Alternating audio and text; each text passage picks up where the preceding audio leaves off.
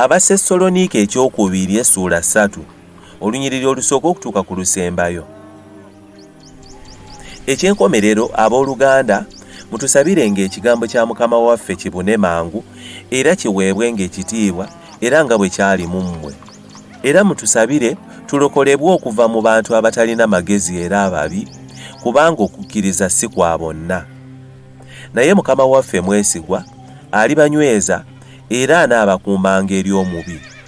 Era twesiga Mukama waffe mu bigambo byammwe nga mukola bye twabalagira era munaabikolanga. Era Mukama waffe alungamyenga emitima gyammwe okutuuka mu kwagala kwa Katonda ne mu kugumiikiriza kwa Kristo. Era tubalagira abooluganda mu linnya lya Mukama waffe Yesu Kristo mweyawulenga eri buli owooluganda atatambula bulungi newankubadde mu mpisa ze baaweebwa ffe. Kubanga mmwe bennyini mumanyi bwe kibagwanira obutagobereranga, kubanga tetwali bagayaavu bwe twali nammwe, so tetulyanga mmere ya muntu yenna ya bwereere, naye mu kufuba n'okukoowa twakolanga emirimu ekiro n'emisana obutazitoowerera muntu ku mmwe. Si kubanga tetulina buyinza, naye twewaayo gye muli ng'ekyokulabirako mulyoke mutugobererenga. Kubanga era bwe twali gye muli, twabalagira bwe tutyo nti omuntu yenna bw'agaananga okukola emirimu n'okulya talyanga. Kubanga tuwulira nti eriyo abamu abatatambula bulungi mu mmwe nga tebakola mirimu gyabwe n'akatono, wabula egy'abalala.